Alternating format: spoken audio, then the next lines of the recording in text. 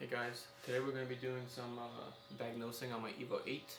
I've been having this issue with my idle as well as my external AFR gauge. Seems to be reading super lean during a drive. Let me show you.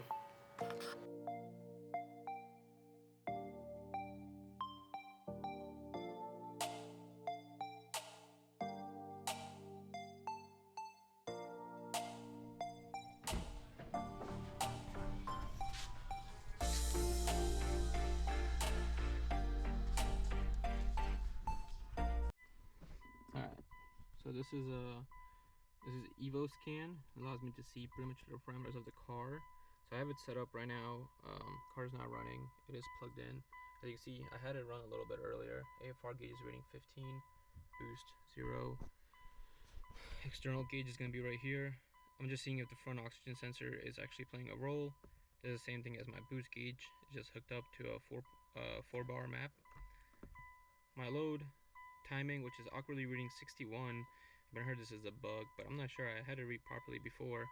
And current engine RPM. So up here I also have it reading timing. So I'm going to start the car up and we're going to see what it does.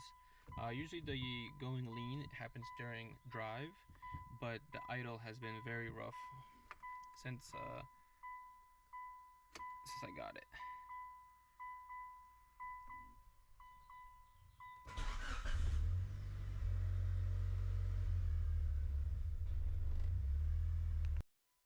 Alright, so we're going to start the data log, waiting for it to load up. Turn the key on.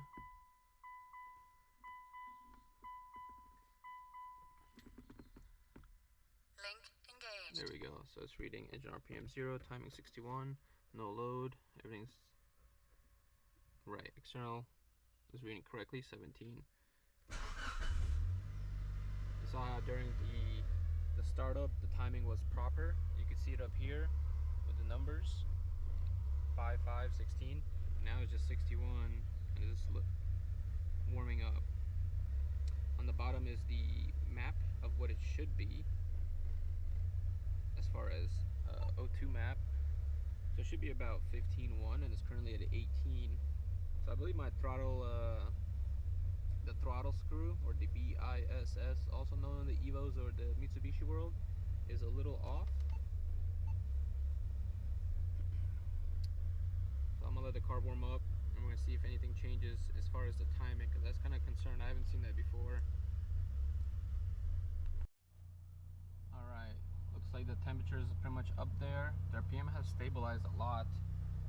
AFR gauge reading nice 16.0, 15.9, which seems kind of okay, even though it's set to be 15.1. So it runs a little bit. Oh, there it goes, drops. Everything seems to be okay. Load timing is showing correct. RPM 900. Seems to be okay. Let's see, external wideband. Now it's super lean, just 18. Car is in idle. I'm gonna give it gas. It does richen up a little bit when needed. Maybe we need to go for a drive and see what's up. After my short drive, AFR still 18. If you look at the AFR map, very lean. 18s everywhere. A few spots it got down to like 16, but pretty much 18 across the board. So I just refreshed the EVO scan, the data log. If you look, I have the oxygen sensor 1 voltage going, as well as the wideband. And I know the oxygen sensor 1 is way closer compared to the external wideband, but I believe 0001, that is essentially lean, and 0.9 is all fuel. So it looks like the car is running properly. My guess is the O2 sensor might be pretty much fouled out or something. I'm gonna have to take a leak, or maybe there's an exhaust leak and it's just reading more oxygen than it should. As you can see, the oxygen sensor is just jumping around back and forth as it should. I'm pretty sure if I give it some gas, it will stay more point or on the higher numbers. Yeah. We could also try. I have Tefra V7 and my alt map, or or launch map and alt map are designed for pops and bangs. Link engaged. So we can see it re-engaged.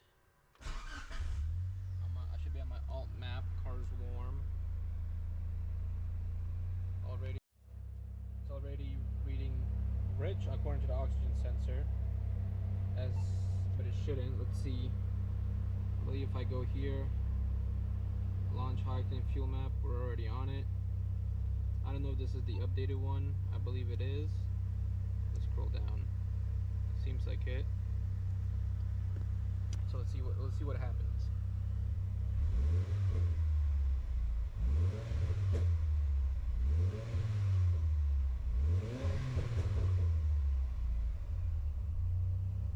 Yeah, so it seems like when I hear the pops and bangs, I know that this is 0.9, but this is super rich at like lean, I'm sorry, at like 18, 17.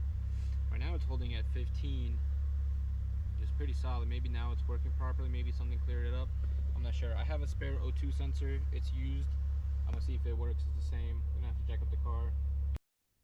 My other theory is that the BISS screw, which I believe is located, is this right here. I have messed with it, and I believe I tightened it all the way when I was messing with the throttle body, and I think I messed it up. So I bought a brand new BIS screw because that one I believe is stripped. I think the process gonna have to do is remove the whole throttle body.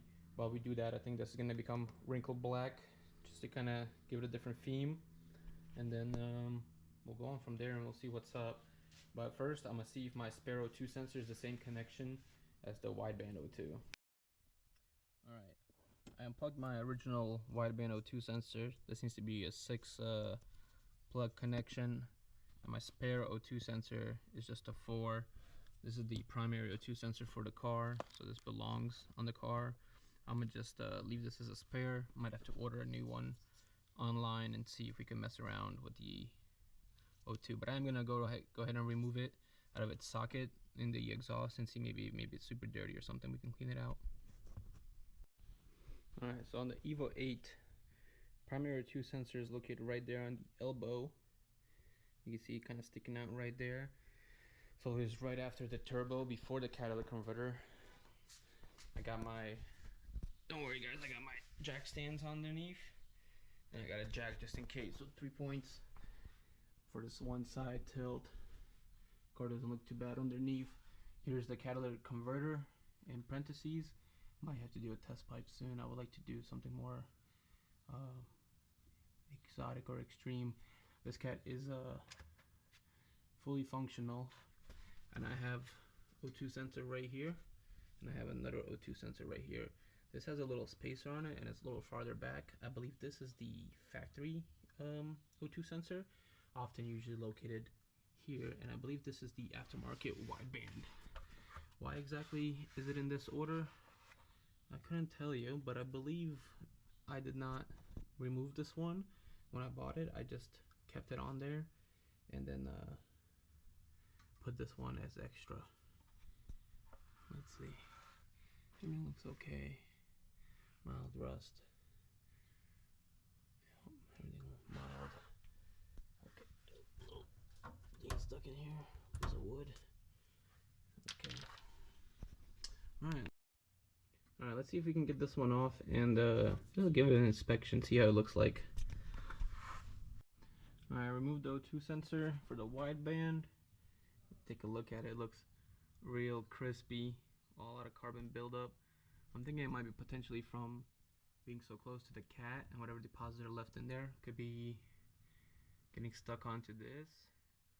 I know sometimes people would do anti-lag, pop flames. My car does pop flames and all that good stuff. Mildly, nothing crazy, but I wonder if that causes it. But usually I feel like that would clear it up. But most of the pops and bangs should be happening in the back where it meets oxygen, not in here unless there's an O2. Alright, got the new sensor installed for the AFR gauge. Gauge is reading 14.5, 14.7 as it should at idle. Last time it would simply just go lean, and then it shouldn't. It was constantly reading lean. Now I don't think the car ran lean. I think it was just the gauge sensor being messed up. I did switch them out. I put this one, before this was attached to the, where ideally where the test pipe would be or the cat would be, and now it is one little bit step behind it, and I put the secondary O2 sensor where the cat is, kind of like factory OEM style. So I know that the sensor is a little too far back for, you know, tuning and gauging and all that good stuff, but it is a fail-safe. Keep an eye on it. So seems to be working properly. Let's see if I messed up anything as far as secondary map.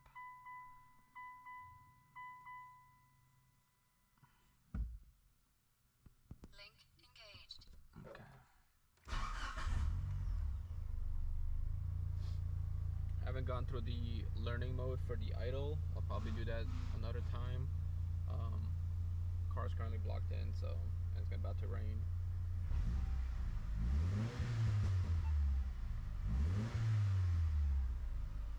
Let's see what it says.